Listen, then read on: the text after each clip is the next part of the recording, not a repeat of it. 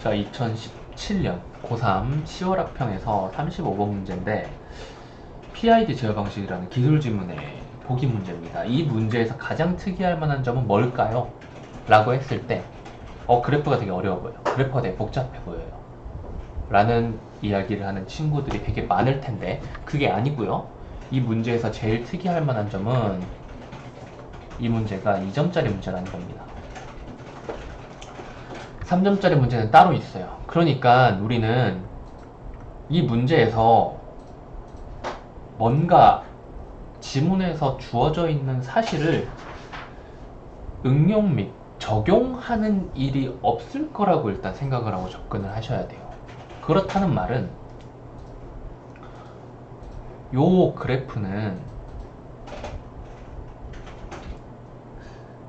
뭐라고 해야 될까요? 활용이라기보다는 정보라고 생각을 해야 된다는 거지. 뭐 모든 보기는 전부 다 정보가 맞지만 조금 더 뭔가 추가적인 게 아니라 이미 있는 것이다 라고 생각을 하시는 게 좋아요. 그리고 어려운 것일수록 분할하라 그랬어요. 어렵고 복잡해 보이는 걸수록 오히려 더욱 머리가 편하기 위해서 나누라 그랬어요. 그럼 이건 어떤 식으로 나눌 수 있을까? 부터 생각을 해보면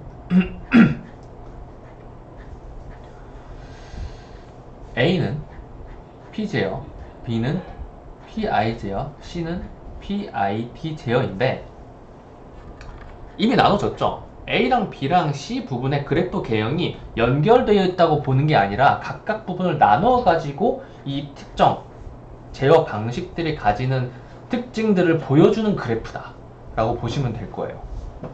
무슨 말인지 알겠지? 문제에서도 역시 여기서 P 제어 하나, 그리고 PI 제어 두 개, 그리고 PID 제어 두 부분을 이야기를 하고 있는데 실제 문제는 이 선지에서 뭐 비례대랑 잔류편차 관계, 그리고 헌팅과 적분 시간의 관계, 그리고 적분 시간과 설정값에 도달하는 시간의 관계, 미분 시간과 설정값에 도달하는 시간의 관계, 그리고 미분 동작 오버슈트와 미분 시간의 관계에 대해서 이야기를 하고 있어서 실제로는 이 단어들 나온 부분을 각 지문에서 찾아주시면서 풀면은 풀려요. 그쵸? 근데 그거랑 별개로 우리가 이 문제를 합리적으로 보기 위해서는 어떤 식으로 추후에 분석을 해야 되는가는 별개의 문제지. 이 문제의 답은 시간을 오래 들이면 다 나와요. 어차피 내용 일치 문제야. 이 단어들을 찾아주면서 관계를 당연히 이게 2점짜리 문제고 세 문단에 걸쳐가지고 문제를 냈는데 당연히 차근차근 읽어주면 답이 나오지. 근데 그런 식으로 생각을 하는 것이 사고의 확장을 불러일으키는 공부는 아니잖아. 그치? 그래서 일단 P 제어, PI 제어, PID 제어를 나눴는데 각각의 흐름들, 각각의 제어 방식들의 연결점 어떤 식으로 이제 지문에서 연결이 되고 있느냐를 봐줘야겠죠. 그리고 여기에서 이미 힌트를 되게 많이 주고 있는데 여기에서 이제 주의할 만한 단어는 몇 개가 있죠. P 제어, PI 제어, PID 제어, 그리고 설정값, 비례대, 잔류편차입니다. 이 녀석들 가지고 이제 이 녀석들을 집중적으로 생각을 하고 읽으면서 정답을 찾아내게 될 텐데 그런 식으로 생각하지 말고 원리를 보자 이거야. 자, 보시면은 이 그래프 누가 만든 거야? 출제자가 만든 거야. 출제자가 이 지문을 쓴 출제자가 이 지문에서 뽑아서 이 그래프를 만들어서 문제를 낸 거란 말이야. 그럼 그래프를 이해를 해줘야겠죠. 그래프 이해를 많이 할수록 그래프 문제에 대한 해결 능력이 되게 많이 늘어나는데 어디까지 이해했나 같이 따라오면서 확인을 해볼게요. 자, 일단 설정값이 중요합니다. 이 지문에서 설정값이 뭐라 그랬어요? 설정값이 딱 목표치라 그랬죠? 목표치는 뭐예요? 설정값은 500입니다. 그런데 P제어 같은 경우에 B제어로 시작을 한다 이거야. 그래서 쭉 RPM을 올려. 모터 회전 속도죠. 이 RPM은 모터 회전 속도를 쭉 늘려. 그런데 신기한 부분, 특이할 만한 부분이 있죠. 어디에요? 450에서 멈췄어요. 근데 이 450은 뭐야? 설정값이 아니잖아. 왜? 왜 멈췄을까? 를 생각을 해보면 이제 다시 지문으로 넘어갈게요. 지문으로 넘어가서 지문에서 어떤 식으로 이야기를 하고 있냐면 일단 우리 동그라미 친 부분을 확인을 해야겠죠. 지문 읽으면서 어떤 식으로 체크했나? 자, 보시면은 여기에서 PID 제어 방식에 대한 이야기를 하면서 이 부분 동그라미 쳐줬어야 될 거고요. PID 제어는 온오프의 결정을 보완하기 위한 것이다. 그리고 PID 제어를 모두 활용하는데 목적에 따라서 이러한 방식, 이러한 방식, 이러한 방식 열거하고 있으니까 체크를 해주시고 그리고 P 제어 처음 나왔을 때 동그라미 치고요. PI 제어 나왔을 때 동그라미 쳤어야겠죠. 그리고 PD 제어 또는 PID 제어 나왔을 때 동그라미 쳤어야겠죠. 그리고 또 쳐야 되는 부분이 있었어요. P 제어에 대한 설명을 다 읽고 이해했다고 쳐봐요. 그러나 여기까지는 여기다 쓰지 맙시다. 여기까지는 P제어에 대한 설명이에요. 여기까지는 P제어에 대한 설명인데 여기에서 어떤 식으로 오류? 뭐 문제점을 이야기를 해주죠. 그리고 읽어보면은 되게 자연스럽게 이 문제점을 해결하기 위한 P제어에서의 문제점은 뭐였어요? 결과적으로 잔류편차라는 거래요. 잔류편차라 그랬죠. 잔류편차를 해결하기 위해서 PI 제어를 쓴다.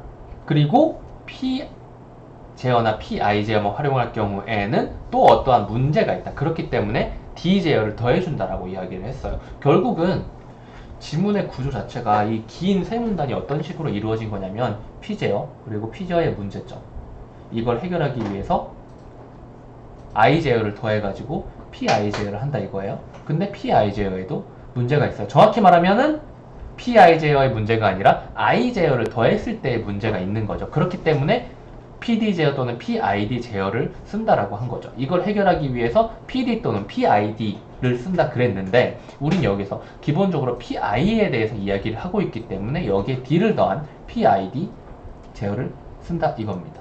그리고 여기에서는 특별한 문제에 대해서는 이야기를 하고 있지 않죠. 그쵸?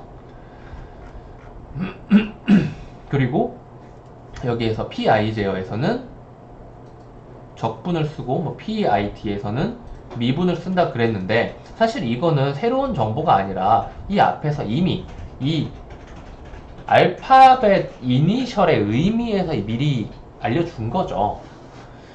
그래서 읽어보시면은 우리 그래프에서 이렇게 설정값 아래에 유지가 되고 있는 이 부분이 바로 지금 PI 제어로 넘어가기 직전이죠. 여기서 PI 제어로 넘어가면 어떻게 되겠어요? 문제점이 해결이 된다 이겁니다. PI 제어에서 이렇게 설정값으로 올려주는 작업 자체가 P 제어에서 일어났던 문제를 해결해주는 과정이란 말이에요. P 제어에서 일어난 문제는 뭐였어요? 이 잔류편차라 그랬죠. 잔류편차는 뭐예요? 설정값에 대하여 일정한 오차가 설정값의 위 또는 아래에 필연적으로 발생하는데 여기서 좀만 더 읽어보면 측정값이 일정하게 유지되는 안정상태가 되어서 라고 했죠. 이거 그래프로 보면은 회전 속도 몇 RPM이었어요? 450에서 멈춰 있었잖아요. 그쵸? 그런데 설정값은 뭐예요? 설정값은 500이었죠. 이거 빼면은 뭐예요? 잔류 편차가 50이라 이거야. 이걸 잡아줘야 된다는 거죠. 그쵸? 그리고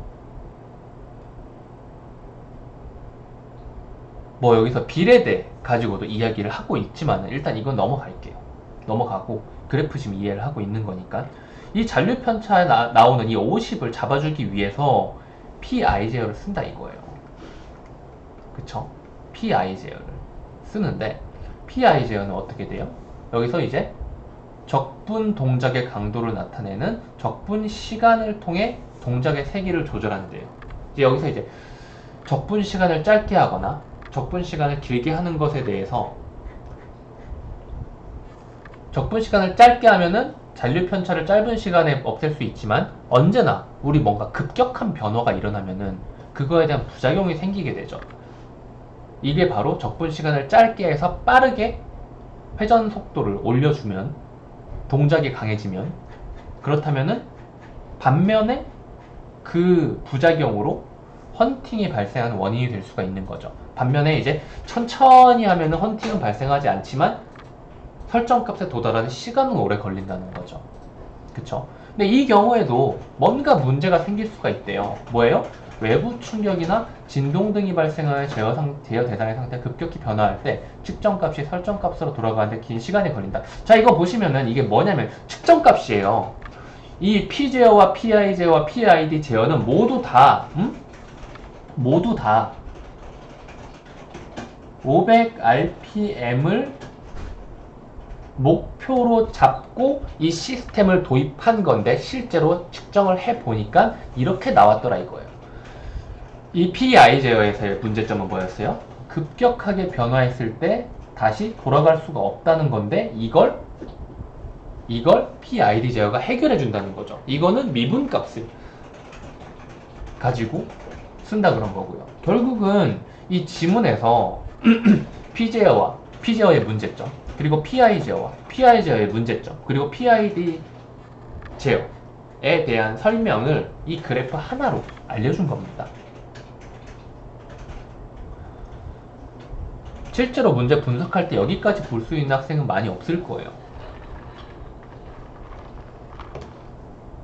의미가 없는 건 없어요. 다 의미가 있습니다. 사실 이제 이런 문제는 방금 전에 우리가 봤던 이러한 특징만 파악하고 문제를 풀 수 있으면 좋아요. 그건 그렇게 되면 되게 잘 만든 문제예요. 그런데 이 문제 같은 경우에는 그렇게 풀리는 게 아니라 이제 여기에서 다시 내용일치식으로 문제를 풀어줘야 되는데, 그래서 저는 이 문제가 별로 안 좋은 문제라고 생각을 하는 게 이 그래프를 이해하지 않아도 설정값에 대한 이해, 지문을 보면서 설정값이 500이고 이걸 맞추기 위해서 뭔가 이 제어 방식들을 사용해 가지고 뭔가 조절을 하는구나 라는 것만 잡고 그냥 내용일치식으로 비례대 그리고 잔류편차 부분 찾아주시고요. 찾아주면 어떻게 돼요? 지금 비례대 400에서 600인데 비례대를 좁힌 거죠, 이 녀석은. 그러면 잔류편차는 현재가 50이니까 현재보다 어떻게 되겠는가를 물어보는 거죠. 그쵸? 이거 그냥 찾아주면 돼요.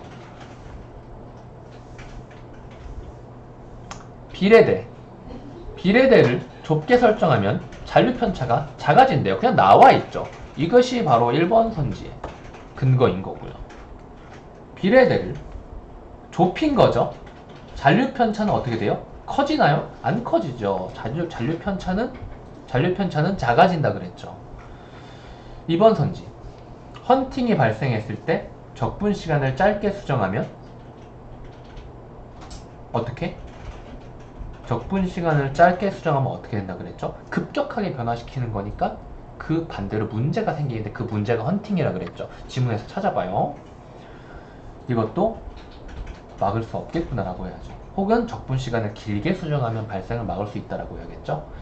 B에서 현재보다 적분 시간을 길게 하면 어떻게 된다 그랬어요? 도달 시간 역시도 길어진다 그랬죠. 천천히 움직이는 거니까. 그런데 웃긴 게 이 미분 같은 경우에는 또 이 부분에선 또 잘 냈어. 왜냐면은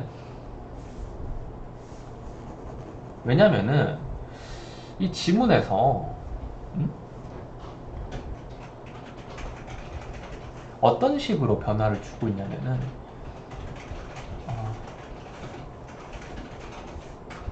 I가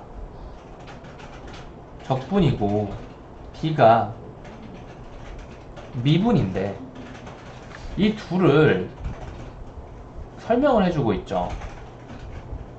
어떤 식으로? 처음에 어떠한 문제가 발생했죠. 그쵸? 어떤 문제가 발생했어요. 그래서 그 문제를 해결하기 위해서 이 적분 시간과 미분 시간을 조절하는 거죠. 뭐 땡, 분 시간이라고 합시다. 이건 적분을 쓰고 이건 미분을 쓰니까 각각 길게 가져갈 수도 있고 짧게 가져갈 수도 있어요. 미분 역시도 길게 가져갈 수도 있고 짧게 가져갈 수도 있죠. 그쵸? 이걸 길게 가져갔을 때와 짧게 가져갔을 때 뭐라고 해야 될까요? 설정값 도달 시간이라고 해야겠죠?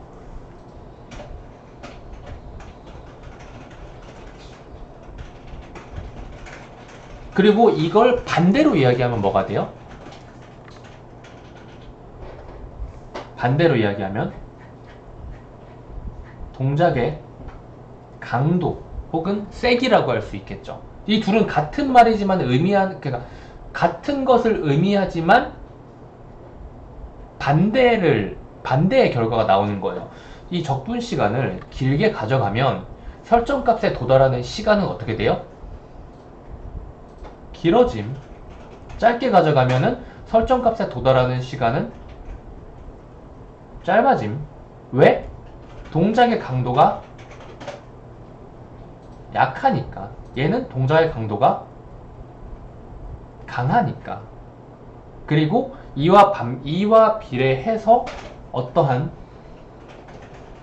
오류가 발생할 확률은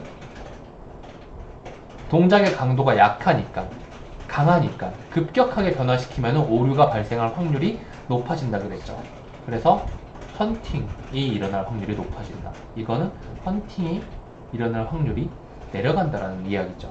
그런데 이 미분 같은 경우에는 읽어보시면은 무슨 이야기를 하고 있냐면은 반대예요.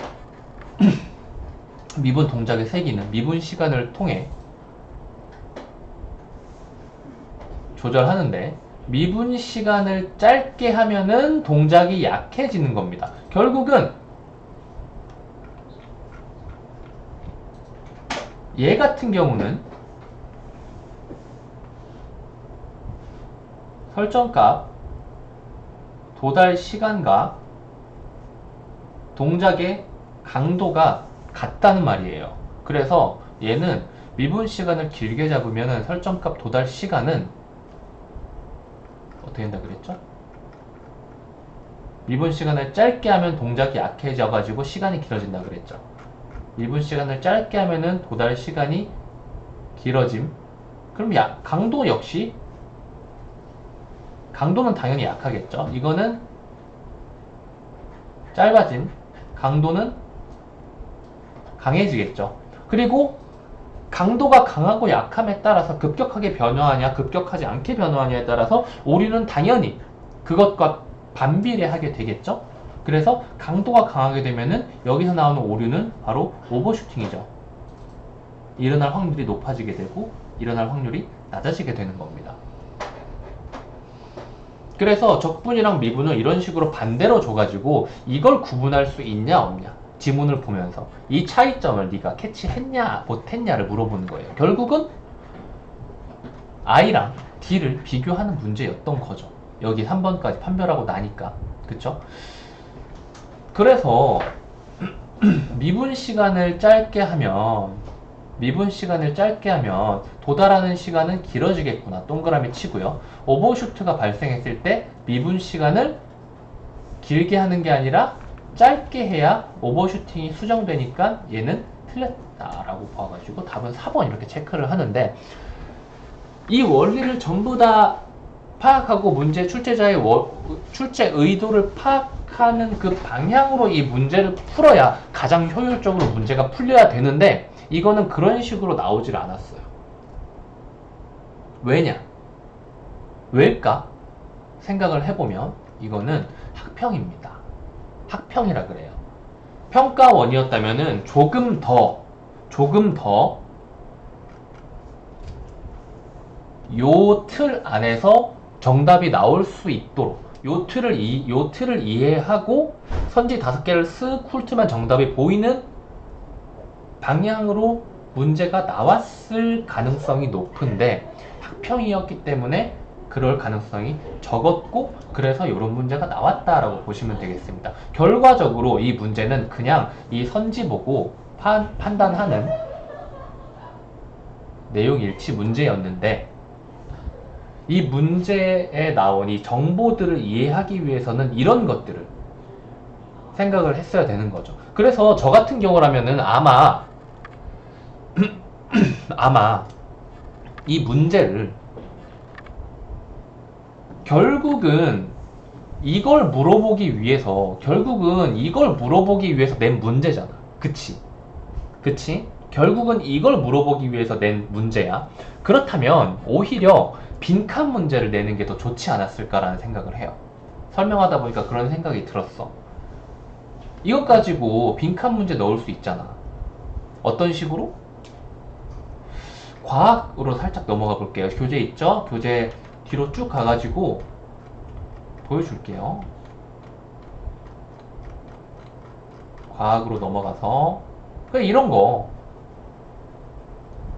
이런 비교하는 거. 그래서 미분과 적분을 어떤 식으로 했을 때 어지러워. 미분 시간을 길게 했을 때 오버슈팅 가능성은 혹은 적분 시간을 짧게 했을 때 동작의 강도는 어떻게 된다. 이런 식으로 두 개가 반대가 되는 이런 정보 있죠. 정확히 말하면은 오버슈팅이랑 오류 이 부분보다는 여기에서 문제를 빈칸으로 2개에서 3개 정도 채울 수 있게 내는 것이 조금 더 합리적인 문제 유형이 아니었을까라고 생각을 해봅니다. 그래서 사실은 이 그래프도 필요가 없는 거죠.